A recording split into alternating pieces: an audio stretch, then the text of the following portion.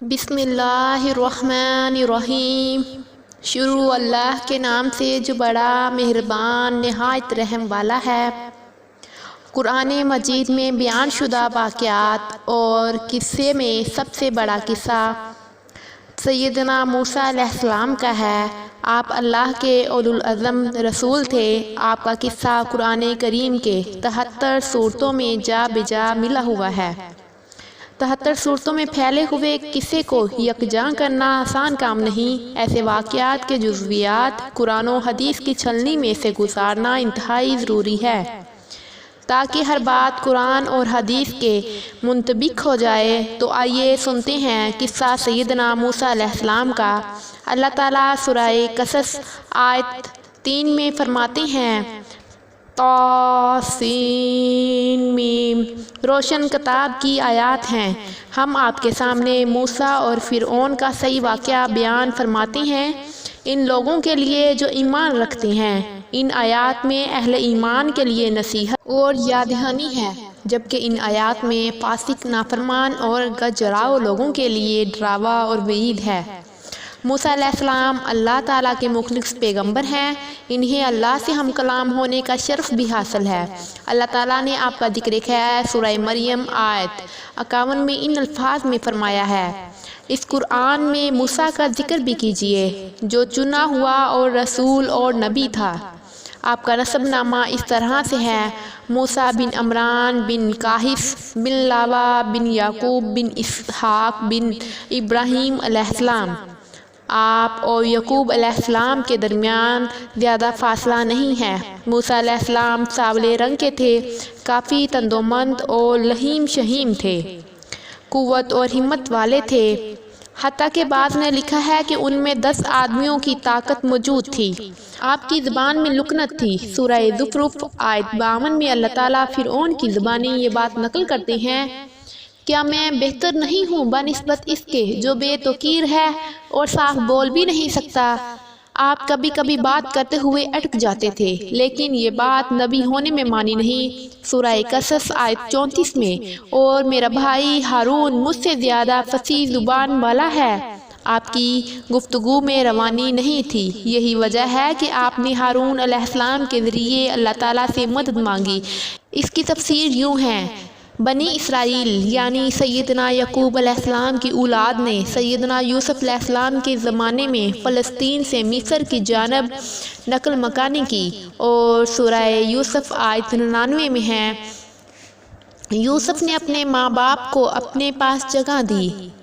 اسی طرح سورہ یوسف آیت 100 میں ہے اور اس نے اپنے ماں باپ کو اپنے تخت پر اونچا بٹھایا اور سب اس کے سامنے سجدے میں گر گئے۔ سیدنا یعقوب علیہ السلام، ان کی بیوی اور ان کے صاحبزادے سب کے سب ہجرت کر کے حضرت یوسف علیہ السلام کے پاس مصر پہنچ گئے۔ یوسف علیہ السلام مصر کے حاکم تھے، پھر سب وہیں رہائش پذیر ہو گئے۔ مورخین نے لکھا ہے جب وہ مصر میں داخل ہوئے تھے ان کی تعداد 80 تھی، پھر ان کی تعداد بڑھتی چلی گئی اور یہ زیادہ ہوتے چلے گئے، یہاں تک کہ جب موسیٰ علیہ السلام انہیں لے کر مصر سے باہر نکلے تو ان کی تعداد قریباً 6 لاکھ کے قریب تھی، اور یہ سب یوسف علیہ السلام کی عہد کے بعد ہوا۔ یوسف علیہ السلام کے زمانے میں مصر کا بادشاہ فرعون تھا۔ فرعون ایک لقب ہے، جیسے کیسر، کسریٰ اور نجاشی لقب ہے۔ ملک فارس کے ہر بادشاہ کو کسریٰ کہا جاتا تھا، اسی طرح جو بھی ملک مصر کا بادشاہ بنتا تھا فرعون کہلاتا تھا، اور یہ سب اس زمانے کی باتیں ہیں۔ یوسف علیہ السلام کے زمانے میں اس فرعون کا نام عیان بن وعید تھا۔ اس کے عہد میں یوسف علیہ السلام صاحب اختیار ہو گئے، یہ آپ کا بہت احترام کرتا تھا، اچھی طرح جانتا تھا یوسف علیہ السلام اس کے دین پر نہیں ہے، اس کے باوجود وہ آپ پر اعتبار کرتا تھا، آپ ہی اس کے سلطنت کے اہم امور سر انجام دیتے تھے۔ یوسف علیہ السلام نے اپنی خداداد حکمت عملی سے ملک کو قحط سالی اور بھوک اور افلاس سے نجات دلائی۔ اس لحاظ سے حضرت یوسف علیہ السلام کے دور میں بڑی شاہانہ زندگی بسر کی۔ ملک مصر میں انہیں اعلیٰ مقام حاصل تھا۔ عیان کی وفات کے بعد قابوس بن مصعب بادشاہ بنا، یہ نہایت ظالم، جابر اور مشرک تھا۔ اس نے بنی اسرائیل پر مصیبتوں کے پہاڑ توڑے، لیکن ایسا یوسف علیہ السلام کی وفات کے بعد ہوا۔ پھر کاپوس کے انتقال کے بعد ایک اور فرعون مصر کا حکمران بنا۔ یہ ولید بن مصعب تھا۔ اس کی بیوی آسیہ بنت مذاہب تھی۔ ان کے مطابق نبی کریم صلی اللہ علیہ وآلہ وسلم کا ارشاد گرامی ہے، مردوں میں سے تو بہت سے کامل ہوئے، لیکن عورتوں میں مریم بنت عمران فرعون کی بیوی آسیہ کے سوا اور کوئی کامل نہیں ہوا، اور بلا شبہ عائشہ رضی اللہ تعالی عنہا کی فضیلت تمام عورتوں پر ایسی ہے جیسے تمام خانوں پر سیرت کی فضیلت ہے۔ آسیہ ایک نیک، پاک باز اور مومنہ خاتون تھی۔ فرعون نے انہیں زبردستی غصب کر کے لانے کا ارادہ کیا، یعنی ان کے باپ سے چھین کر زبردستی اپنے پاس رکھنے کا ارادہ کیا۔ اس پر ان کے باپ نے کہا، وہ بہت کم عمر ہے۔ فرعون بولا، وہ کم عمر نہیں ہے تو اس کا نکاح حق مہر کے عوض میرے ساتھ کر دے۔ اب آسیہ کا باپ ان کے پاس آیا اور فرعون کے ارادے سے انہیں باخبر کیا۔ انہوں نے کہا، میں ایک کافر سے کس طرح شادی کر سکتی ہوں؟ اس پر فرعون نے پورے خاندان کو ہلاک کرنے کی دھمکی دی۔ آخرکار سیدنا آسیہ نے اپنے خاندان کو بچانے کے لیے ان سے نکاح کر لیا، لیکن ان سے حق مہر لینا پسند نہ کیا۔ اس طرح سیدنا آسیہ نے دل سے برا جانتے ہوئے فرعون کے ساتھ زندگی بسر کی۔ اس کے گھر پہنچ کر وہ اس کے جیسی کافرہ نہیں بنی، بلکہ پاک مومنہ ہی رہی۔ بہرحال یہ تھا ان کی شادی کا واقعہ۔ یہ فرعون یعنی ولید بن مصعب بہت جابر اور ظالم شخص تھا۔ ظلم و جبر کی آخری حدوں کو پہنچ گیا تھا، جن تک شاید انسانوں میں سے کوئی بھی نہ پہنچا تھا۔ یہاں تک کہ اس نے رب ہونے کا دعویٰ کیا۔ وہ اللہ تعالیٰ کا انکار کرتے ہوئے کہا کرتا تھا۔ فرعون کہنے لگا، اے درباریوں، میں تو اپنے سوا کسی کو تمہارا معبود نہیں جانتا۔ کہنے لگا، تم سب کا رب میں ہوں۔ اس نے الوہیت اور ربوبیت دونوں میں اللہ تعالیٰ سے جھگڑا کیا۔ اللہ تعالیٰ سورہ قصص آیت 4 میں فرماتے ہیں، یقیناً فرعون نے زمین میں سرکشی کر رکھی تھی اور وہاں کے لوگوں کو گروہ گروہ بنا رکھا تھا اور ان کے ایک فرقے کو کمزور کر رکھا تھا، اور ان کے لڑکوں کو تو ذبح کر دیتا تھا اور ان کی لڑکیوں کو زندہ چھوڑ دیتا تھا۔ بلا شبہ وہ تھا ہی فساد کرنے والوں میں سے۔ اس نے لوگوں کے گروہ اور جماعتیں بنا رکھی تھیں۔ فرعون کے زمانے بنی اسرائیل سب سے کمزور اور حقیر قوم تھی۔ فرعون نے انہیں ہر درجہ ذلیل اور باعزت بنا رکھا تھا۔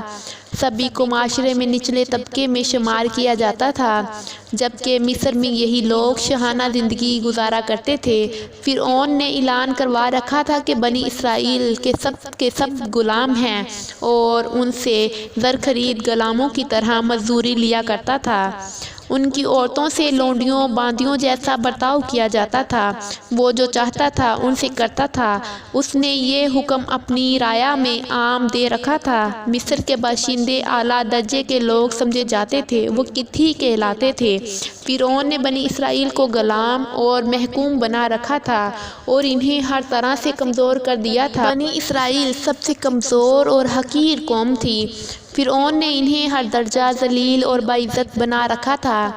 سبھی کو معاشرے میں نچلے طبقے میں شمار کیا جاتا تھا، جبکہ مصر میں یہی لوگ شاہانہ زندگی گزارا کرتے تھے۔ فرعون نے اعلان کروا رکھا تھا کہ بنی اسرائیل کے سب غلام ہیں اور ان سے زر خرید غلاموں کی طرح مزدوری لیا کرتا تھا۔ ان کی عورتوں سے لونڈیوں باندیوں جیسا برتاؤ کیا جاتا تھا۔ وہ جو چاہتا تھا ان سے کرتا تھا۔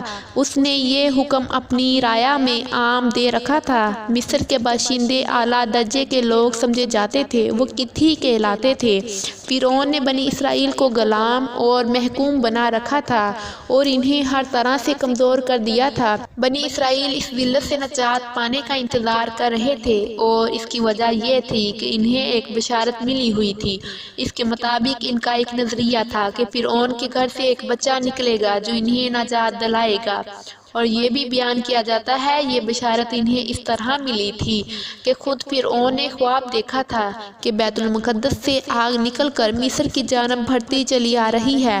وہ آگ مصر میں موجود تمام لوگوں کو جلا ڈالتی ہے، لیکن اس آگ سے بنی اسرائیل کے گھر محفوظ رہتے ہیں۔ فرعون نے اس خواب کی تعبیر کاہنوں سے پوچھی۔ کاہن ان کے قریب عالم تھے۔ انہوں نے خواب کی تعبیر یہ بتائی کہ بنی اسرائیل میں ایک بچہ ایسا پیدا ہوگا جس کی وجہ سے مصریوں کی ہلاکت ہوگی۔ یہ تعبیر سن کر فرعون ڈر گیا۔ تب اس نے ایک خوفناک حکم جاری کیا، بنی اسرائیل میں جو بچہ پیدا ہو اسے قتل کر دیا جائے۔ اللہ کی قدرت دیکھیے کہ ہارون علیہ السلام اس سے پہلے پیدا ہو چکے تھے اور موسیٰ علیہ السلام کی والدہ امید سے تھیں۔ فرعون نے اپنا حکم یوں جاری کیا تھا کہ اگر ان کے ہاں بیٹے پیدا ہوں تو انہیں قتل کر دو، بیٹیاں پیدا ہوں تو انہیں زندہ چھوڑ دیا جائے۔ چنانچہ ایسا ہی کیا جانے لگا۔ ہر نومولود بچے کو قتل کر دیا جاتا تھا، بچیوں کو چھوڑ دیا جاتا تھا۔ یہ تھا بچوں کو ذبح کرنے کا حکم جو بنی اسرائیل میں شروع ہوا۔ اس کا طریقہ انہوں نے یہ شروع کیا کہ ہر حاملہ خاتون کی نگرانی کرنی شروع کر دی۔ دائیاں عورتوں کی ذمہ یہ ڈیوٹی لگائی کہ حاملہ مستورات کی اطلاع دے گی اور جو دائیاں اطلاع نہ دیتی اسے بھی قتل کر دیتے۔ اس طرح فرعون اور اس کے وزیروں کو ہر نومولود سے باخبر رکھا جاتا تھا۔ ان دنوں سیدنا موسیٰ علیہ السلام کی والدہ اپنے حمل کے ابتدائی دنوں میں تھی۔ انہوں نے اس بات کو چھپائے رکھا اور دائیہ کا کام کرنے والی عورتوں سے بھی خود کو چھپائے رکھا، یہاں تک کہ درد ذہ کا وقت آن پہنچا اور انہوں نے بچے کو جنم دیا۔ اس بارے میں سوائے قریبی لوگوں کے کوئی نہیں جانتا تھا۔ بچے کی پیدائش کے بعد وہ فکر مند رہنے لگی۔ حمل کے دنوں میں تو انہوں نے خود کو چھپا لیا تھا، اب بچے کو کیسے چھپائے؟ پھر بھی وہ اپنی پوری کوشش کرتی رہیں، یہاں تک کہ ان کے پاس اللہ کا حکم آ گیا۔ یہ حکم اللہ نے ان کے دل میں ڈالا تھا، یعنی القاء کیا گیا تھا، یعنی یہ وحی نہیں تھی جو پیغمبروں پر آتی ہے۔ سورہ قصص آیت 7 میں ہے، اور ہم موسیٰ کی ماں کو وحی کی کہ اسے دودھ پلاتی رہ، اور جب کبھی تجھے اس کی نسبت سے کوئی خوف محسوس ہو تو اسے دریا میں بہا دینا اور کوئی ڈر، خوف اور رنج و غم نہ کرنا، ہم یقیناً اسے تیری طرف لوٹانے والے ہیں اور اسے اپنے پیغمبروں میں بنانے والے ہیں۔ مطلب یہ کہ جب تحقیق اور تفتیش شروع ہو یا خطرات بڑھ جائیں تو اسے دریا میں ڈال دے۔ اس آیات مبارکہ میں بیک وقت 2 خبریں، 2 احکام، 2 حکم امتناعی اور 2 بشارتیں ہیں، یعنی ہم نے موسیٰ کی ماں کو وحی کی کہ اسے دودھ پلاتی رہے۔ یہ 2 خبریں اور یہ 2 حکم ہیں، اور کوئی خوف نہ کھا، کوئی غم نہ کر، یہ 2 امتناعی حکم ہیں۔ ہم یقیناً اسے تیری طرف لوٹانے والے ہیں اور اسے اپنے پیغمبروں میں سے ایک پیغمبر بنانے والے ہیں۔ یہ 2 بشارتیں ہیں۔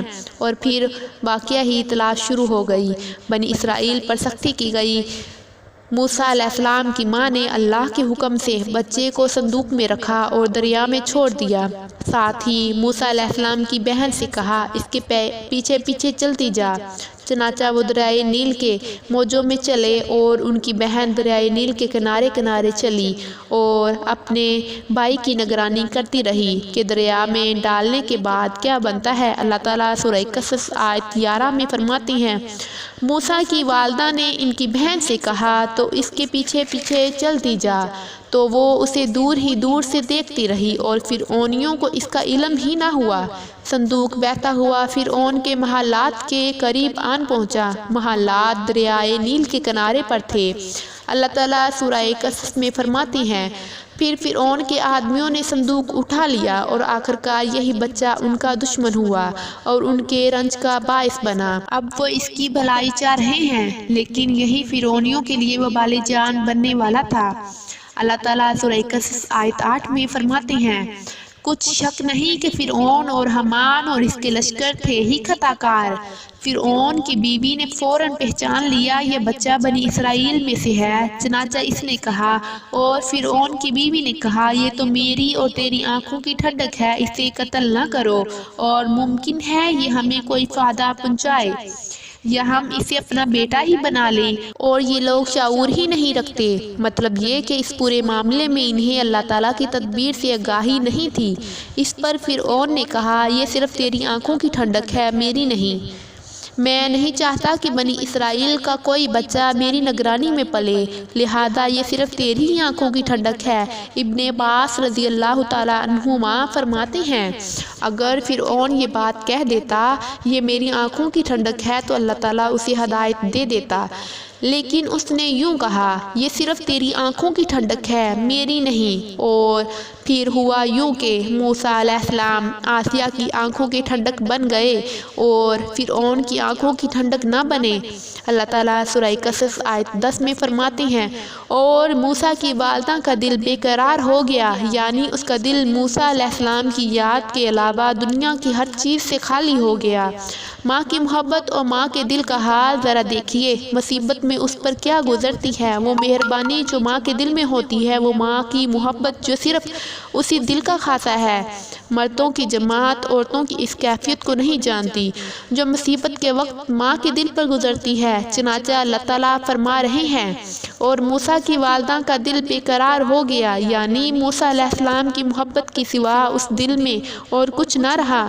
ہر وہ چیز جو اسے دنیا میں پیاری تھی موسیٰ کی محبت پر غالب نہ آ سکی، بس دل میں موسیٰ ہی موسیٰ تھے۔ اللہ تعالیٰ سورہ قصص آیت 10 میں فرماتے ہیں، قریب تھی کہ اس واقعے کو بالکل ظاہر کر دیتی اگر ہم ان کے دل کو ڈھارس نہ دیتے، یہ اس لیے کہ وہ یقین کرنے والوں میں رہیں۔ اب دیکھیے اللہ تعالیٰ کے کام، ان کے نور چشم کو کس طرح ان کی طرف واپس لوٹایا۔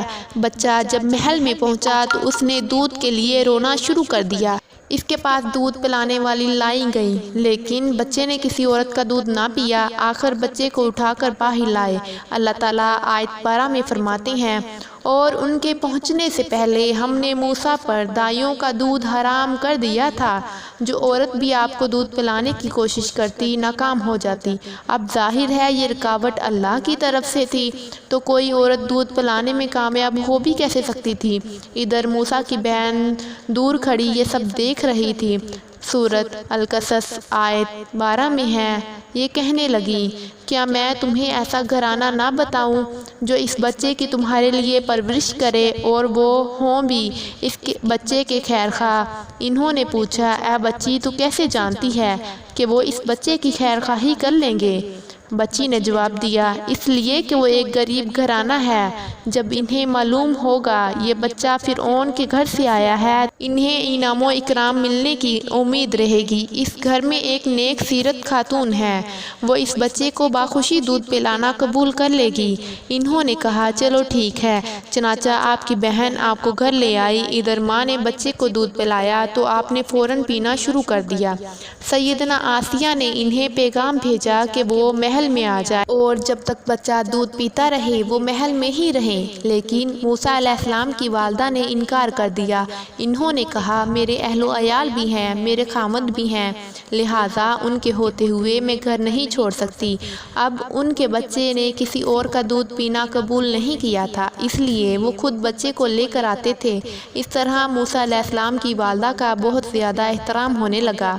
فرعون کے ہلکارے تحفے طوائف آپ کے گھر لانے لگے۔ اللہ تعالیٰ آیت 13 میں فرماتی ہیں، پس ہم انہیں ان کی ماں کی طرف واپس لوٹایا تاکہ ان کی آنکھیں ٹھنڈی رہیں اور افسردہ خاطر نہ ہوں، اور جان لیں کہ اللہ کا وعدہ سچا ہے، لیکن اکثر لوگ نہیں جانتے۔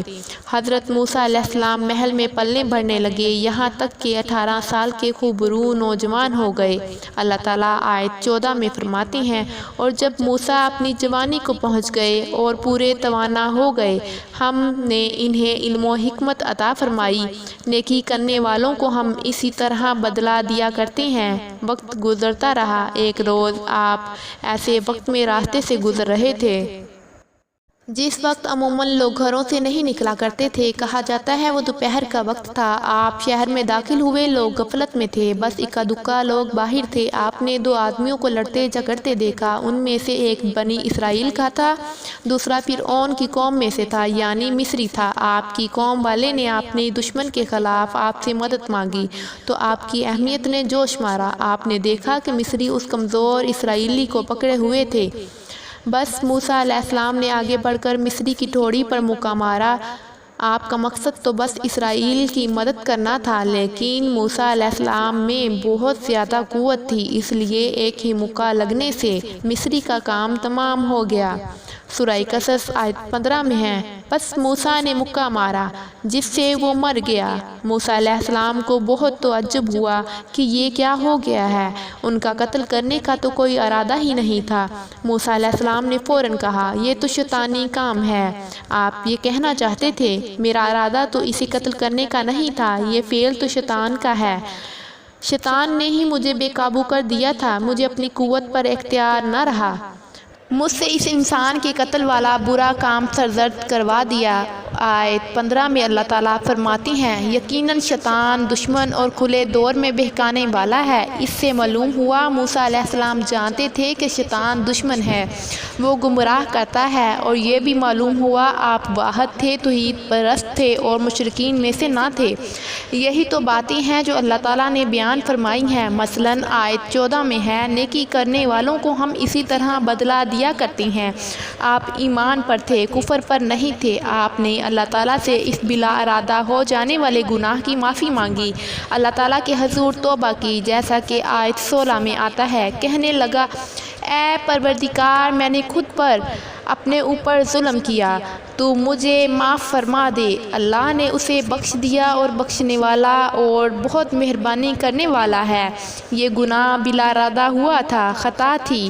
پھر آپ نے ان الفاظ میں اللہ سے وعدہ کیا، کہنے لگا، جیسے تو نے مجھ پر یہ کرم کیا، میں بھی ہرگز کسی گناہگار کا مددگار نہیں بنوں گا۔ آپ کا مطلب یہ تھا کہ باری تعالیٰ آپ نے مجھے معافی دے کر مجھ پر کرم کیا۔ گویا آپ کو سمجھ آ گئی تھی کہ اللہ تعالیٰ نے ان کی توبہ قبول کر لی ہے، ان پر رحم فرما دیا ہے، چنانچہ اب وہ وعدہ کر رہے ہیں کہ ہرگز کسی گناہگار کی کبھی مدد نہیں کریں گے بلکہ ان کے خلاف رہیں گے۔ تاہم انہیں اس بات کا خدشہ لاحق ہوا کہ کہیں انہیں اس مصری کے بدلے قتل نہ کر دیا جائے، جیسے کہ آیت 18 میں آتا ہے، صبح ہی صبح ڈرتے اندیشے کی حالت میں خبر لینے کے لیے شہر میں گئے، اچانک دیکھا وہی شخص جس نے کل ان سے مدد طلب کی تھی ان سے فریاد کر رہا ہے۔ موسیٰ نے اس سے کہا، اس میں شک نہیں کہ تو صریح گمراہ ہے، کیونکہ جب وہ شہر پہنچے تو انہوں نے کل جیسا ہی منظر دیکھا، وہی اسرائیلی ایک دوسرے مصری سے لڑ رہا تھا۔ انہیں دیکھ کر پھر اس نے ان سے مدد مانگی، تب آپ نے فرمایا، تو جھگڑالو آدمی ہے، تاہم آپ آگے بڑھے تاکہ مصری کے مقابلے میں اس کی مدد کرے۔ تب وہ کہنے لگا کہ موسیٰ کہ جس طرح تو نے کل ایک شخص کو قتل کیا ہے، مجھے بھی مار ڈالنا چاہتا ہے۔ اس کی اس بات سے موسیٰ علیہ السلام سمجھ گئے کہ کل والی بات شہر میں پھیل چکی ہے۔ اب انہوں نے خود کو چھپانا چاہا۔ اس وقت آپ کے پاس آل فرعون میں سے ایک مومن آدمی بھاگتا ہوا آیا۔ وہ موسیٰ علیہ السلام سے بہت محبت کرتا تھا۔ اس کا ذکر آیت 20 میں آیا ہے، شہر کے پرلے کنارے سے ایک شخص دوڑتا ہوا آیا اور کہنے لگا، موسیٰ یہاں کے سردار تیرے قتل کا مشورہ کر رہے ہیں، پس تو فوراً یہاں سے چلا جا، مجھے اپنا خیر خواہ مان، اس سے پہلے کہ وہ تجھے گرفتار کر لیں، جلدی کر یہاں سے نکل جا۔ آپ خوفزدہ ہو گئے کیونکہ فرعون تو پہلے ہی آپ سے محبت نہیں کرتا تھا، اس نے تو آپ کو سیدنا آسیہ کے کہنے پر محل میں رکھا تھا۔ اس کے علاوہ فرعون کی قوم کے دوسرے سردار بھی اچھی طرح جانتے تھے کہ آپ بنی اسرائیل میں سے ہیں، وہ آپ سے بغض رکھتے تھے۔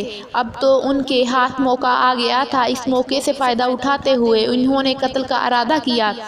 چنانچہ موسیٰ علیہ السلام وہاں سے خوفزدہ ہو کر وہاں سے نکل کھڑے ہوئے۔ مصری آپ کی تلاش میں تھے، فرعون نے اپنے جاسوس آپ کی تلاش میں بھیج دیے تھے۔ موسیٰ علیہ السلام اللہ تعالیٰ سے یہ دعا مانگ رہے تھے، اے میرے پروردگار، مجھے ظالموں کے گروہ سے بچا لے۔ اللہ تعالیٰ نے آپ کی دعا قبول فرمائی، آپ کو راستہ بھی دکھایا۔ آپ جنگل کی طرف نکل کھڑے ہوئے۔ آپ کے پاس نہ کھانے کے لیے کچھ تھا، نہ پینے کے لیے، اور نہ ہی سواری کا کوئی جانور تھا۔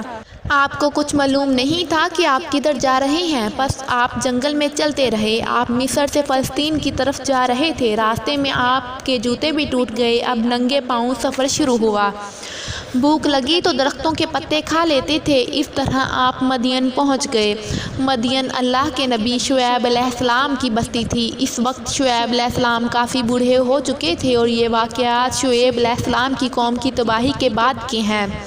آپ مدین کے پانی پر پہنچ گئے۔ بستی کے باہر ان لوگوں کے پانی کی جگہ تھی، وہاں وہ لوگ اپنے جانوروں کو پانی پلاتے تھے، اپنے لیے بھی وہ وہاں ہی سے پانی لیتے تھے۔ موسیٰ علیہ السلام نے دیکھا لوگ آ جا رہے ہیں، کسی کے پاس بکریاں ہیں تو کسی کے پاس اونٹ ہیں۔ وہاں حوض بنا رکھے تھے، وہ کنووں سے پانی نکال کر ان حوضوں میں پانی ڈالتے ہیں۔ مال مویشی کے لیے الگ حوض ہیں اور انسانوں کے لیے الگ حوض ہیں۔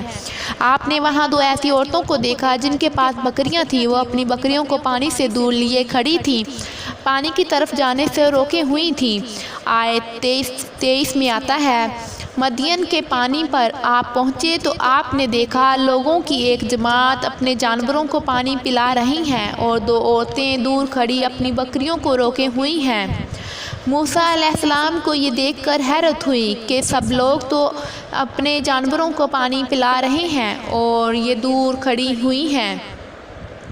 پوچھا کہ تمہارا کیا حال ہے، یعنی تم اپنی بکریوں کو پانی کیوں نہیں پلا رہی؟ آیت 23 میں آتا ہے، وہ بولی جب تک کہ یہ چرواہے واپس نہ چلے جائیں ہم پانی نہیں پلاتی، اور ہمارے والد بہت بڑی عمر کے بوڑھے ہیں، مطلب یہ کہ ہم اتنی بھیڑ میں کیسے جا سکتی ہیں۔ سن کر موسیٰ علیہ السلام آگے بڑھے، طاقت سے ان لوگوں کو پیچھے اٹھایا اور پانی نکال کر ان کی بکریوں کو پلایا، اور پھر ایک درخت کے سائے تلے جا بیٹھے اور یوں دعا کرنے لگے، اے پروردگار تو کچھ بھلائی میری طرف اتار دے، میں اس کا محتاج ہوں۔ سیدنا عباس رضی اللہ تعالیٰ عنہما فرماتے ہیں کہ سیدنا موسیٰ علیہ السلام ننگے پاؤں مدین پہنچے تھے، ان کے پاؤں کی جلد اتر گئی تھی، پیٹ بھوک کی شدت کی وجہ سے کمر سے لگ رہا تھا، درختوں کے پتے کھاتے رہے تھے اس لیے ان کے منہ سے پتوں کی بو آتی تھی، لہٰذا اس وقت وہ سخت حاجت مند تھے، بھوک شدید تھی، اذیت بہت پہنچی تھی،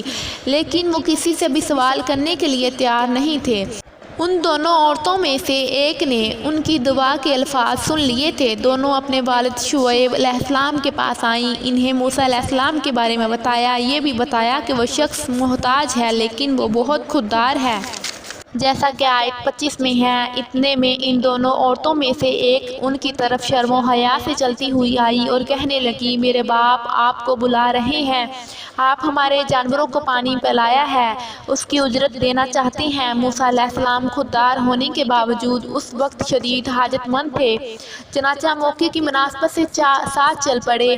وہ عورت مارے حیا کے چھپ رہی تھی، یہ بات محسوس کر کے موسیٰ علیہ السلام اس سے آگے چلنے لگے، کوئی موڑ مڑنا ہوتا تو لڑکی اس سمت کنکر پھینک دیتی، موسیٰ علیہ السلام اس سمت میں مڑ جاتے، اس طرح وہ گھر تک پہنچے۔ موسیٰ علیہ السلام کی ملاقات شعیب علیہ السلام سے ہوئی، انہوں نے اپنے بارے میں بتایا، جو واقعات ان کے ساتھ پیش آئے تھے وہ بتائے۔ شعیب علیہ السلام نے ان سے فرمایا، کہنے لگے، اب نہ ڈر، تو نے ظالم قوم سے نجات پائی۔ ان دونوں میں سے ایک نے کہا، ابا جان آپ انہیں مزدوری پر رکھ لیجئے، کیونکہ جنہیں آپ اجرت پر رکھیں ان میں سے سب سے بہتر وہ ہے جو مضبوط اور ایماندار ہے۔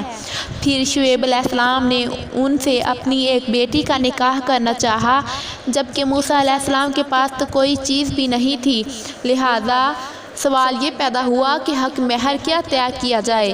اس نے کہا، میں اپنی ان دونوں لڑکیوں میں سے ایک کو آپ کے نکاح میں دینا چاہتا ہوں، اس پر کہ آپ 8 سال تک میرا کام کاج کریں، ہاں اگر آپ 10 سال پورا کریں تو یہ آپ کی طرف سے بطور احسان ہے، یعنی 8 سال تک آپ ضرور بکریاں چرائیں گے، اس کے بعد کے 2 سال آپ کو اختیار ہے، اگر آپ خوشی سے 2 سال تک اور بھی کام کریں تو اچھا ہے، ورنہ آپ پر لازم نہیں ہے، جیسا کہ آیت 27 میں ہے، میں ہرگز یہ نہیں چاہتا کہ آپ کو کسی مشقت میں ڈالوں، اللہ کو منظور رہے تو آگے چل کر آپ مجھے بھلا آدمی پائیں گے۔ شعیب علیہ السلام نے موسیٰ علیہ السلام کو جو جواب دیا وہ آیت 28 میں ہے۔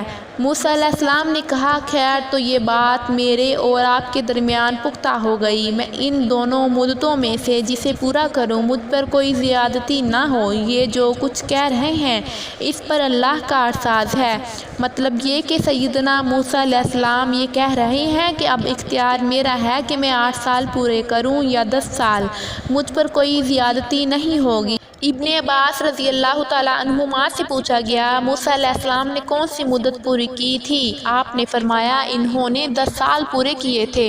موسیٰ علیہ السلام نے ادھر 10 سال پورے کیے، یعنی اپنا عہد پورا کیا۔ اب انہیں خیال آیا کہ کافی وقت گزر چکا ہے اور حالات بھی بدل چکے ہیں، لہٰذا اب میں واپس مصر جا سکتا ہوں۔ اپنی والدہ، اپنے بھائی بہن سے ملنا چاہیے۔ جب موسیٰ نے مدت پوری کر لی اور اپنے گھر والوں کو لے کر چلے، مطلب یہ کہ 10 سال پورے کر لیے، اب اپنی بیوی کو لے کر مصر کی طرف روانہ ہوئے۔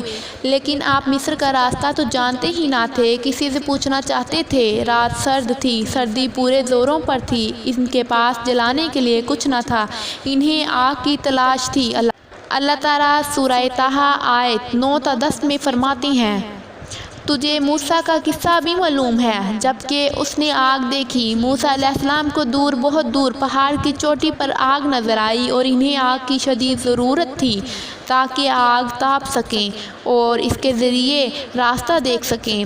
رات بہت سرد اور تاریک تھی اور یہ سب تقدیر الہی ہے۔ وہی ذات ہے جس نے رات کو تاریک اور سرد بنایا تھا، اس نے آگ کی شدید حاجت پیدا کی تھی تاکہ آپ کو نبوت سے سرفراز کیا جا سکے۔ انہوں نے آگ دیکھی تو اپنے گھر والوں سے کہا، مجھے آگ دکھائی دی ہے، بہت ممکن ہے کہ میں اس کا کوئی ایک انگارہ تمہارے پاس لاؤں یا آگ کے پاس سے راستے کی اطلاع پاؤں۔ جب موسیٰ علیہ السلام آگ کے قریب پہنچ گئے، وہاں ایک عجیب ہی نظارہ تھا۔ قرآن کریم نے اور بھی کئی منظر بیان فرمائے ہیں، لیکن یہ منظر ان سب سے انوکھا منظر تھا۔ یہ آگ نہیں تھی، بلکہ ایک بہت بڑے کانٹے دار درخت کے اندر سے نور نکل رہا تھا، یا یوں کہہ لیں درخت سے آگ کے شعلے نکل رہے تھے۔ موسیٰ علیہ السلام بہت حیران ہوئے، ذرا اور قریب ہوئے تو درخت اور زیادہ منور نظر آیا، پھر انتہائی قریب چلے آئے۔ اب اس درخت سے آواز سنائی دی، یہ آواز اللہ سبحانہ تعالیٰ کی اور انسان کے درمیان براہ راست خطاب تھا۔ اس جیسے خطاب کی مثال اور کہیں نہیں ملتی۔ سورہ طٰہٰ آیت 11 تا 12 میں ہے، جب وہ وہاں پہنچے تو آواز دی گئی، اے موسیٰ، یقیناً میں ہی تیرا پروردگار ہوں، تو اپنے جوتے اتار دے، اس لیے کہ تو پاک میدان طویٰ میں ہے۔ سورہ طٰہٰ آیت 13 تا 16 میں اللہ تعالیٰ فرماتے ہیں، اور میں نے تجھے منتخب کر لیا ہے، اب جو وحی کی جائے اسے کان لگا کر سن، بے شک میں ہی اللہ ہوں، میرے سوا کوئی عبادت کے لائق نہیں، پس میری ہی عبادت کر اور میری یاد کے لیے نماز قائم رکھ۔ قیامت یقیناً آنے والی ہے جس کو میں پوشیدہ رکھتا ہوں، تاکہ ہر شخص کو وہ بدلہ دیا جائے جو اس نے کوشش کی ہو، پس اس کے یقین سے تجھے کوئی ایسا شخص روک نہ دے جو اس پر ایمان نہ رکھتا ہو اور اپنی خواہش کے پیچھے پڑا ہو، ورنہ تو ہلاک ہو جائے گا۔ قرآن کریم میں یہ مضمون دیگر مقام پر بھی بیان ہوا ہے۔ سورہ قصص آیت 30 میں ہے، پس جب وہاں پہنچے اس برکت زمین کے میدان سے دائیں کنارے کی درخت میں سے آواز دیے گئے کہ اے موسیٰ، یقیناً میں ہی اللہ ہوں، سارے جہانوں کا پروردگار۔ اللہ تعالیٰ نے براہ راست ان سے کلام فرمایا، ان سے خطاب کیا، اپنی عظمت کو ان کے سامنے ظاہر کیا اور پھر پوچھا، اے موسیٰ، تیرے اس دائیں ہاتھ میں کیا ہے؟ اللہ تعالیٰ تو جانتے تھے، لیکن اپنی قدرت دکھانے کے لیے پوچھا۔ موسیٰ علیہ السلام نے جواب دیا کہ یہ میری لاٹھی ہے، اس پر میں ٹیک لگاتا ہوں اور اس سے میں اپنی بکریوں کے لیے پتے جھاڑ لیا کرتا ہوں، اور بھی اس میں مجھے بہت سے فائدے ہیں۔ اللہ تعالیٰ نے فرمایا، اسے ہاتھ سے نیچے ڈال دے۔ یوں ہی موسیٰ علیہ السلام نے لاٹھی پیچھے گرائی، سانپ بن کر دوڑنے لگا۔ سورہ قصص آیت 31 میں یہ ذکر یوں آیا ہے، اور یہ آواز بھی آئی کہ اپنی لاٹھی ڈال دو۔ پھر جب اس نے دیکھا کہ وہ سانپ کی طرح بن بنا رہی ہے تو پیٹھ پھیر کر واپس ہو گئے، یعنی اس طرح بھاگے کہ پیٹھ پھیر کر نہ دیکھا۔ ایسے میں اللہ تعالیٰ نے آواز دی، اے موسیٰ، آگے آ، ڈر مت، یقیناً تو ہر طرح امن والا ہے۔ اسی طرح سورہ طٰہٰ آیت 21 میں فرمایا، بے خوف ہو کر اسے پکڑ، ہم اسے پہلی سی صورت میں دوبارہ لا دیں گے، یعنی اسے دوبارہ لاٹھی بنا دیں گے۔ موسیٰ علیہ السلام واپس پلٹے، اس کو دم سے پکڑا تو وہ پھر لاٹھی بن گئی۔ اب اللہ تعالیٰ نے فرمایا، اور اپنا ہاتھ اپنے بغل میں ڈال لے۔ سورہ قصص آیت 30 میں الفاظ یوں ہیں، اپنے ہاتھ کو اپنے گریبان میں ڈال۔ دونوں جملوں کا ایک ہی مطلب ہے کہ اپنے ہاتھ کو کپڑے کے نیچے سے داخل کر کے اپنی بغل تک لے جا۔ موسیٰ علیہ السلام ایسے ہی کیا۔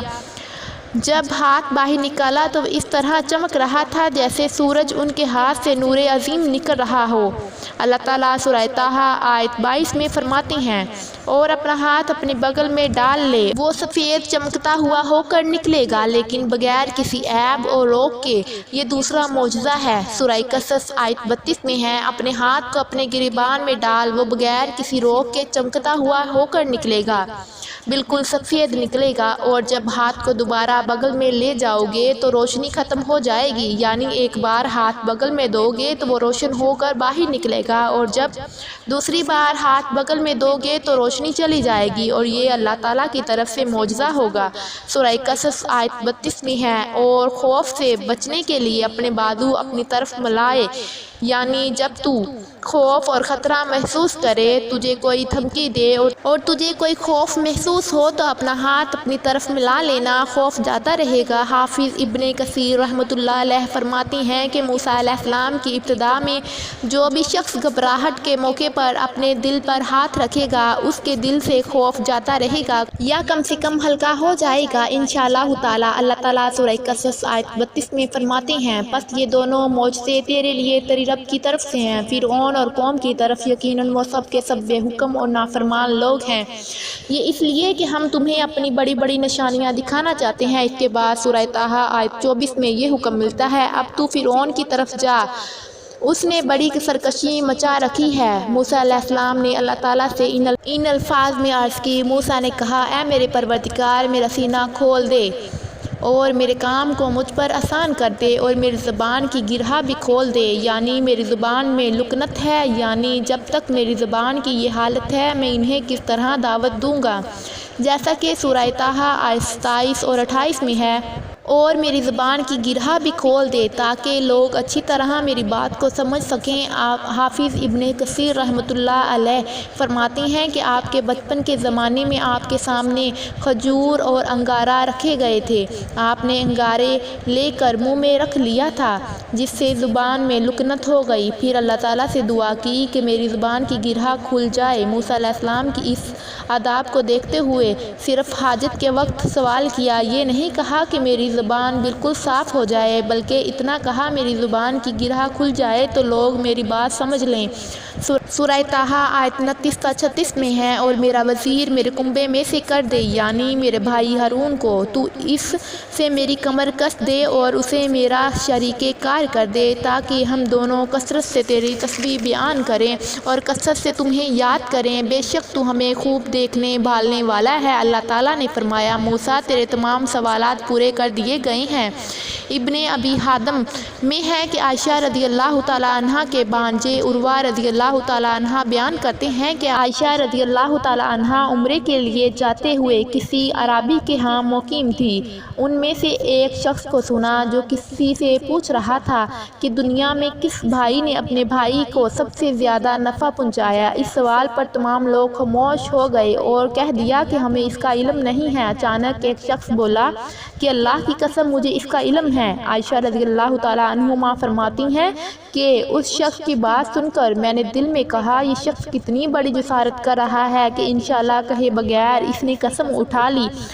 پھر لوگوں نے اس سے کہا کہ بتاؤ۔ اس نے کہا، موسیٰ علیہ السلام، جنہوں نے اپنی دعا سے اپنے بھائی ہارون کو نبوت دلائی۔ عائشہ رضی اللہ تعالیٰ عنہما فرماتی ہیں کہ میں یہ بات سن کر دنگ رہ گئی اور دل میں کہا، واقعہ ہی اس سے زیادہ کوئی بھائی اپنے بھائی کو فائدہ نہیں پہنچا سکتا۔ اللہ نے سچ فرمایا ہے کہ موسیٰ اللہ کے پاس بڑے آبرودار ہیں۔ اس طرح موسیٰ علیہ السلام کو سفارش سے اللہ تعالیٰ نے ہارون علیہ السلام کو نبوت عطا فرمائی۔ اس موقع پر موسیٰ علیہ السلام نے جو کہا سورہ قصص آیت 33 تا 35 میں ہے۔ موسیٰ نے کہا، اے پروردگار، میں نے ان کے ایک آدمی کو قتل کیا تھا، اب مجھے اندیشہ ہے کہ وہ مجھے بھی قتل کر ڈالیں گے، اور میرا بھائی ہارون مجھ سے زیادہ صاف زبان والا ہے، تو اسے میرا مددگار بنا کر میرے ساتھ بھیج کہ وہ مجھے سچا مانے، مجھے تو خوف ہے وہ سب مجھے جھٹلائیں گے۔ اللہ تعالیٰ نے فرمایا، ہم تیرے بھائی کے ساتھ تیرا بازو مضبوط کر دیں گے، ہم دونوں کو غلبہ دیں گے، فرعون کے لوگ تجھ تک پہنچ ہی نہیں سکیں گے، ہماری نشانیوں کے سبب تم دونوں اور تمہاری فرمانبرداری کرنے والے ہی غالب رہیں گے۔ موسیٰ علیہ السلام نے سفر طے کیا اور فرعون کی طرف چلے آئے۔ پہلے اپنی ماں، بہن اور بھائی سے ملے، پھر اپنے بھائی ہارون کو ساتھ لے کر فرعون کی طرف چلے۔ آپ نے دستک دی تو دربانوں نے آپ کو واپس لوٹا دیا۔ وہ بس قوم کے سرداروں کو ہی ان کے پاس جانے دیتے تھے۔ انہوں نے کہا کہ واپس چلے جاؤ۔ موسیٰ علیہ السلام نے فرمایا، انی رسول، میں تو قاصد ہوں، پیغام لے کر آیا ہوں۔ اب قاصد تو دوسرے بادشاہوں کے ہوتے ہیں، انہیں تو اندر جانے دیا جاتا ہے۔ چنانچہ دربانوں نے آپ کو بھی اندر جانے دیا اور وہ آپ کو پہچان نہ سکے، لیکن فرعون نے انہیں پہچان لیا۔ یہ منظر قرآن کی بہت سی آیات میں بیان ہوا ہے۔ چند آیات کا ترجمہ سنیے۔ سورہ شعراء آیت 15 میں ہے، اللہ نے فرمایا، ہرگز ایسا نہ ہوگا، تم دونوں ہماری نشانیاں لے کر جاؤ، ہم خود سننے والے ہیں، تمہارے ساتھ ہیں۔ فرعون نے موسیٰ علیہ السلام کو پہچان لیا، کہنے لگا، تو موسیٰ ہے؟ جواب ملا، ہاں۔ فرعون نے جو کچھ کہا۔ سورہ شعراء آیت 18 تا 22 میں ہے، فرعون نے کہا، کیا ہم نے تجھے تیرے بچپن کے زمانے میں اپنے ہاں نہیں پالا تھا اور تو نے اپنی عمر کے بہت سے سال ہم میں نہیں گزارے؟ تو پھر تو اپنا کام کر گیا جو کر گیا اور تو ناشکروں میں سے ہے۔ موسیٰ نے جواب دیا، میں نے یہ کام اس وقت کیا تھا جب میں راستہ بھولے ہوئے لوگوں میں سے تھا، پھر تم سے خوف کھا کر بھاگ گیا۔ مجھے میرے رب نے حکم اور علم دیا اور پھر مجھے اپنے پیغمبروں میں سے کر دیا۔ مجھ پر کیا تیرا یہی احسان ہے جسے تو جتا رہا ہے، جیسے تو نے بنی اسرائیل کو غلام بنا رکھا؟ موسیٰ علیہ السلام نے یہ باتیں پورے رعب اور دبدبے سے کہیں۔ تب فرعون بولا، وَمَا رَبُّ الْعَالَمِينَ، وہ رب کون ہے جس کی طرف تو ہمیں بلانا چاہتا ہے؟ موسیٰ علیہ السلام نے جواب دیا، وہ آسمانوں، زمینوں اور اس کے درمیان کی تمام چیزوں کا رب ہے، اگر تم یقین رکھنے والے ہو۔ یہ باتیں موسیٰ علیہ السلام نے فرعون کے دربار میں تمام لوگوں کو سرعام مخاطب کر کے کہی تھی۔ آپ کی بات کا فرعون نے جو جواب دیا وہ سورہ شعراء آیت 25 تا 28 میں ہے۔ فرعون نے اپنے ارد گرد والوں سے کہا، کیا تم سن نہیں رہے؟ موسیٰ نے فرمایا، وہ تمہارے اور تمہارے اگلے باپ دادوں کا پروردگار ہے۔ فرعون نے کہا، لوگو، تمہارا یہ رسول جو تمہاری طرف بھیجا گیا ہے یہ تو یقیناً دیوانہ ہے۔ موسیٰ نے فرمایا، کوئی مشرق اور مغرب کا اور ان کے درمیان کی تمام چیزوں کا رب ہے، اگر تم عقل رکھتے ہو۔ موسیٰ علیہ السلام نے اب ایسی باتوں کا ذکر شروع کیا جو فرعون کے بس میں نہیں تھی، اس لیے کہ فرعون کہتا تھا، میں رب، جبکہ موسیٰ علیہ السلام کہہ رہے تھے، آسمانوں اور زمینوں کا اور مشرق اور مغرب کا رب اللہ ہے۔ اور یہ وہ چیزیں ہیں جن کو سب جانتے تھے کہ یہ فرعون کی دسترس میں نہیں ہیں۔ جب معاملہ یہاں تک پہنچ گیا، یعنی خطرناک حد تک پہنچ گیا، تو فرعون نے ان الفاظ میں دھمکی دی۔ فرعون کہنے لگا، سن لے، اگر تو نے میرے سوا کسی اور کو معبود بنایا تو میں تجھے قیدیوں میں ڈال دوں گا۔ جواب میں موسیٰ علیہ السلام نے فرمایا، اگرچہ میں تیرے پاس کوئی ظاہر چیز لے آؤں۔ جواب میں فرعون نے کہا، اگر تو سچوں میں سے ہے تو اس کو پیش کر۔ اب وقت آ چکا تھا کہ موسیٰ علیہ السلام ان کے سامنے معجزات ظاہر فرماتے۔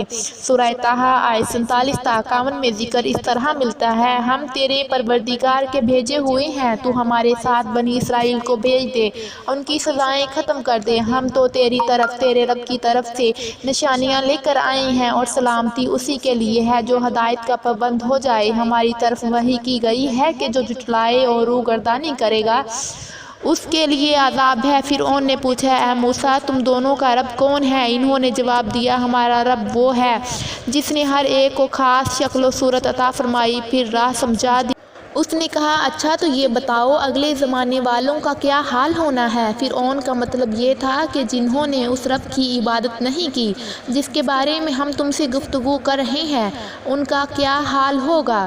موسیٰ علیہ السلام نے جو جواب دیا اس کا ذکر سورہ طٰہٰ آیت 52 میں اس الفاظ میں آیا ہے، انہوں نے جواب دیا، ان کا علم میرے رب کے ہاں کتاب میں محفوظ ہے، نہ تو میرا رب غلطی کرتا ہے نہ بھولتا ہے۔ سورہ طٰہٰ آیت 53 اور 54 میں اللہ تعالیٰ اپنا تعارف یوں بیان فرماتی ہیں، اسی نے تمہارے لیے زمین کو فرش بنایا ہے اور اس میں تمہارے چلنے کے لیے راستے بنائے ہیں، اور آسمان سے پانی بھی وہی برساتا ہے، پھر اس برسات کی وجہ سے مختلف قسم کی پیداوار بھی ہم ہی پیدا کرتے ہیں، اور تمہیں اجازت دی کہ خود بھی کھاؤ اور اپنے مویشی بھی چراؤ، لاؤ۔ پھر سب چیزوں میں عقل والوں کے لیے اللہ کی قدرت کی نشانیاں ہیں۔ اب وہ موقع آن پہنچا تھا کہ ان کے سامنے نشانیاں اور معجزات ظاہر کیے جائیں۔ فرعون بولا، اگر تو اپنے دعوے میں سچا ہے تو نشانیاں پیش کر۔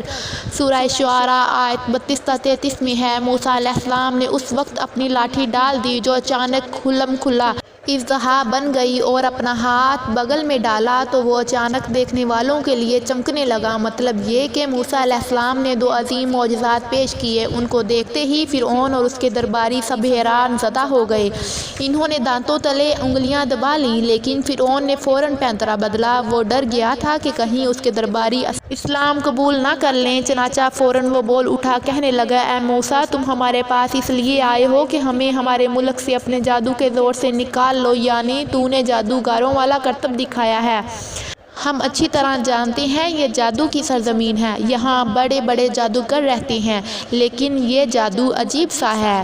تیرا ارادہ یہ ہے کہ تو اپنے جادو کے زور سے ہمیں مرعوب کر دے، بنی اسرائیل کو لے جائے، لیکن ہم مرعوب ہونے کی بجائے تیرا مقابلہ کریں گے، سو ہم تیرے مقابلے میں ایسا ہی جادو لائیں گے۔ تو ہمارے اور اپنے درمیان ایک وعدے کا وقت مقرر کر لے، نہ ہم اس کی خلاف ورزی کریں اور نہ تم کرو، کسی ہموار میدان میں مقابلہ ہو۔ موسیٰ علیہ السلام تو اسی موقع کی تلاش میں تھے تاکہ سب لوگوں کو دعوت دے سکیں۔ موسیٰ علیہ السلام نے اسی وقت کہا۔ موسیٰ علیہ السلام نے جواب دیا کہ زینت اور جشن کے دن کا وعدہ ہے، اور یہ کہ لوگ دن چڑھتے ہی جمع ہو جائیں، مطلب یہ کہ چاشت کے وقت لوگوں کو جمع ہونے کا کہا جائے۔ فرعون نے 40 جادوگر بلائے، اپنی مرضی سے ان کا انتخاب کیا۔ وہ سب کے سب نوجوان تھے۔ انہوں نے بڑے بڑے جادوگروں سے بچپن ہی سے جادو کا فن سیکھنا شروع کر دیا تھا۔ اپنے بچپن سے لے کر جوانی تک وہ جادو ہی سیکھتے رہے تھے۔ وہ سب کے سب یعنی 40 جادوگر جمع ہو گئے، یہ میدان میں آئے۔ موسیٰ علیہ السلام نے انہیں جن الفاظ میں ڈرایا وہ سورہ طٰہٰ آیت 59 میں آئے ہیں۔ موسیٰ نے ان سے کہا، تمہاری شامت آ چکی ہے، اللہ تعالیٰ پر جھوٹ اور افترا نہ باندھو، کہیں اللہ تمہیں کسی قسم کی سزا سے نیست و نابود نہ کر دے، اور جو جھوٹ باندھتا ہے وہ بالآخر ناکام ہی رہتا ہے۔ جادوگروں یہ سن کر چہم گوئیاں شروع کر دیں۔ ان کو لوگ تو سن رہے تھے لیکن فرعون نہیں سن رہا تھا۔ سورہ طٰہٰ آیت 62 میں ہے، پس یہ لوگ آپس کے مشوروں میں مختلف رائے ہو گئے، چپکے چپکے مشورہ کرنے لگے۔ مطلب یہ کہ وہ آپس میں کہنے لگے، ممکن ہے یہ نبی ہی ہوں، انہوں نے ہمیں پہلے ہی خبردار کر دیا ہے۔ کچھ کی رائے اس کے خلاف تھی۔ پھر سب صلاح مشورے کے بعد یہ سب فرعون کے پاس آئے اور کہنے لگے، اگر ہم غالب آ گئے تو کیا ہمیں کوئی بڑا صلہ اور انعام بھی ملے گا؟ جواب میں فرعون نے کہا، ہاں، بلکہ اس سے بڑھ کر یہ کہ تم اس صورت میں ہمارے مقرب لوگوں میں شامل ہو جاؤ گے۔ اب ان میں لالچ پیدا ہوا، لوگوں میں اعلان کرنے لگے، کہنے لگے، یہ بے شک یہ دونوں محض جادوگر ہیں، ان کا پختہ ارادہ ہے کہ یہ اپنے جادو کے زور سے تمہیں تمہاری سرزمین سے نکال باہر کریں اور تمہارے عمدہ مذہبی طریقے کو ختم ہی کر دیں۔ پھر آپس میں باتیں کرنے لگے، یوں کہنے لگے کہ اختلاف نہ کرو، سب مل کر اپنی تدبیر آزماؤ، صف بنا کر مقابلے میں آؤ۔ چنانچہ 40 کے 40 جادوگر ایک ہی صف بنا کر فخر اور غرور سے چلتے ہوئے موسیٰ علیہ السلام کی طرف بڑھنے لگے۔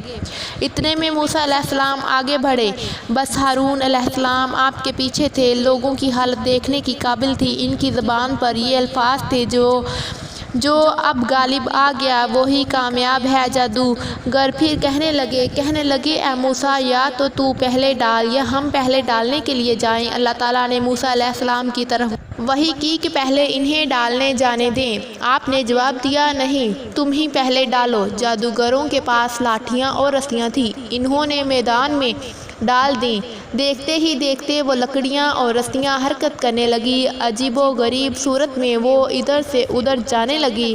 سورہ طٰہٰ آیت 66 میں اللہ تعالیٰ فرماتے ہیں، اب تو موسیٰ کو یہ خیال گزرنے لگا کہ ان کی لکڑیاں اور رسیاں ان کے جادو کے زور سے بھاگنے اور دوڑنے لگی ہیں۔ سورہ اعراف آیت 116 میں اس واقعے کو اللہ تعالیٰ نے یوں بیان کیا ہے، جب انہوں نے ڈالا تو لوگوں کی آنکھوں پر جادو کر دیا اور ان کو دہشت زدہ کر دیا، اور ایک طرف سے بہت بڑا جادو بنا کر لائے۔ جادو کے کرتب سے لوگوں کی آنکھوں پر جادو کر دیا، بس سب کو یوں دکھائی دیتا تھا یہ سب سانپ ہیں۔ سب لوگ خوفزدہ سے ہو گئے۔ موسیٰ علیہ السلام نے بھی کچھ خوف سا محسوس کیا کہ یہ کیسا جادو ہے۔ اسی وقت موسیٰ علیہ السلام کو اللہ تعالیٰ نے تسلی دی اور فرمایا، ہم نے کہا کچھ خوف نہ کھا، یقیناً تو ہی غالب اور برتر رہے گا، تیرے دائیں ہاتھ میں جو ہے اسے ڈال دے۔ سیدنا ہارون رضی اللہ تعالیٰ عنہ نے آپ کو لاٹھی پکڑائی، آپ نے اس کو میدان میں ڈالا، وہ اژدہا بن گئی اور اس نے ان کے تمام سانپوں کو نگلنا شروع کر دیا۔ اللہ تعالیٰ سورہ طٰہٰ آیت 72 میں فرماتے ہیں،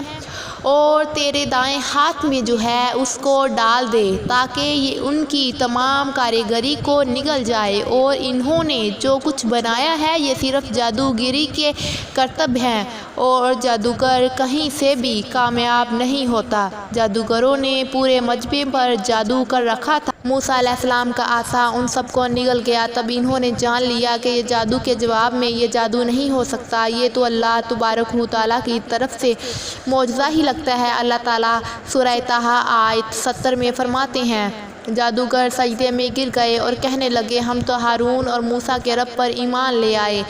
انہیں یقین ہو گیا تھا کہ یہ جادو نہیں ہے بلکہ یہ اللہ کا معجزہ ہے۔ ان کے الفاظ سن کر فرعون غضبناک ہو گیا، آگ بگولا ہو گیا، اس لیے کہ 40 کے 40 جادوگر سجدے میں گر گئے تھے۔ وہ بولا، میری اجازت سے پہلے ہی تم اس پر ایمان لے آئے، یعنی تم مجھ سے پوچھا تک نہیں، مشورہ بھی نہیں کیا، اس پر ایمان لے آئے۔ بے شک یہی تمہارا وہ بڑا بزرگ ہے جس نے تمہیں جادو سکھایا ہے، مطلب یہ کہ یہ تمہارا استاد ہے، تمہارا یہ پہلے سے طے شدہ پروگرام تھا۔ چنانچہ وہ کہنے لگا، بے شک یہ ایک سازش تھی جس پر تم نے شہر میں عمل کیا تاکہ تم سب اس شہر میں رہنے والوں کو اس شہر سے باہر نکال سکو۔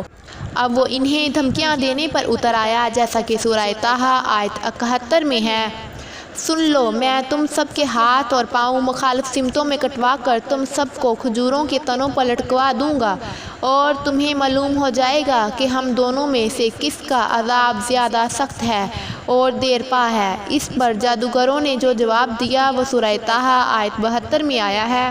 ان لوگوں نے جواب دیا کہ ہم اس دلائل اور اس ذات کے مقابلے میں تجھے کبھی ترجیح نہیں دیں گے جس نے ہمیں پیدا کیا ہے۔ تجھے جو کرنا ہے تو دل کھول کر کر ڈال، تو سوائے اس کے کہ اس دنیاوی زندگی میں کچھ کر لے، اور تو کر بھی کیا سکتا ہے۔ فرعون نے فوراً ہی جادوگروں مفتورہ سزا دلائی، اور جادوگر یہ کہتے ہوئے چل دیے، اب ہم اپنے پروردگار پر ایمان لا چکے تاکہ وہ ہمارے پچھلے گناہ معاف کر دے، اور تو نے جو جادو کے سلسلے میں ہم پر زور ڈالا وہ اس کو بھی معاف کر دے، اور اللہ تعالیٰ ہی بہتر اور سدا باقی رہنے والا ہے۔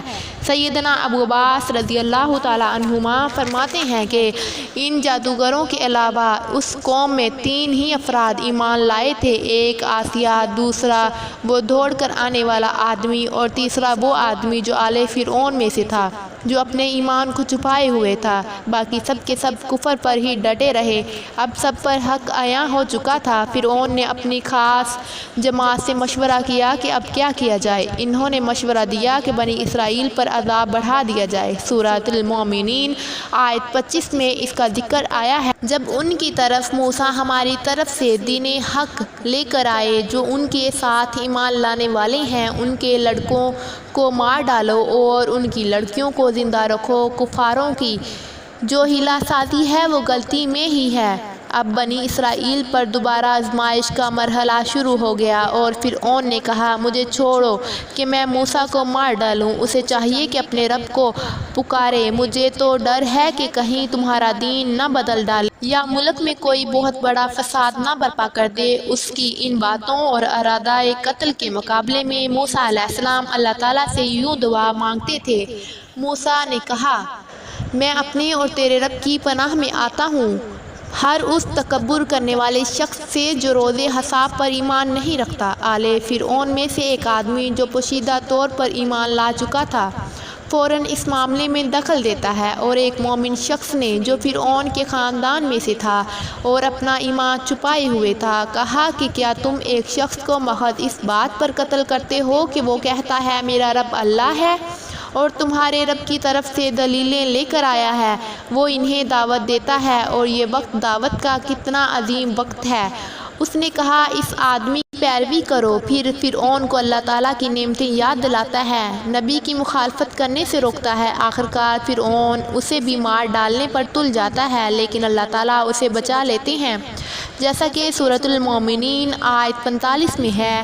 پس اللہ تعالیٰ نے اسے تمام برائیوں سے محفوظ رکھا جو ان لوگوں نے سوچ رکھی تھی، اور فرعون والوں پر بری طرح کا عذاب الٹا دیا۔ مسلسل تبلیغ اور معجزات دکھانے کے باوجود موسیٰ علیہ السلام پر بنی اسرائیل کے علاوہ آل فرعون میں سے تھوڑے سے لوگ ہی ایمان لائے تھے۔ اکثر لوگ فرعون اور سرداروں کی ڈر کی وجہ سے کفر و سرکشی پر ہی بازد رہے، جیسا کہ اللہ تعالیٰ سورہ یونس آیت 38 میں فرماتے ہیں، پس موسیٰ پر ان کی قوم میں سے صرف چند ہی آدمی ایمان لائے تھے، وہ بھی فرعون سے اور اپنے احکام سے ڈرتے ڈرتے کہ کہیں ان کو تکلیف نہ پہنچے، اور یقیناً فرعون اس ملک میں زور رکھتا تھا اور وہ حد سے بڑا ہوا تھا۔ بنی اسرائیل پر آزمائش شروع ہو گئی اور موسیٰ نے کہا، اے میری قوم، اگر تم اللہ پر ایمان رکھتے ہو تو اسی پر توکل کرو، اگر تم اطاعت کرنے والے ہو۔ انہوں نے عرض کیا کہ ہم نے اللہ پر ہی توکل کیا ہے۔ پہلے اگرچہ انہوں نے موسیٰ علیہ السلام سے شکوہ کیا تھا کہ یہ کیا، اور یہ کہا تھا، ہم تو ہمیشہ مصیبت میں ہی رہے، آپ کی تشریف آوری سے پہلے بھی اور آپ کی تشریف آوری کے بعد بھی۔ مطلب یہ کہ آپ کی پیدائش سے پہلے بھی فرعون نے ہمارے لڑکے ذبح کیے، اور آپ کی دعوت نبوت کے بعد بھی یہی حال ہے۔ البتہ بعد میں انہوں نے اپنے اس جواب سے رجوع کر لیا اور معافی مانگی اور یوں کہا، انہوں نے عرض کیا کہ ہم اللہ پر ہی توکل کیا، اے ہمارے پروردگار، ہم کو ان ظالموں کے لیے فتنہ نہ بنا۔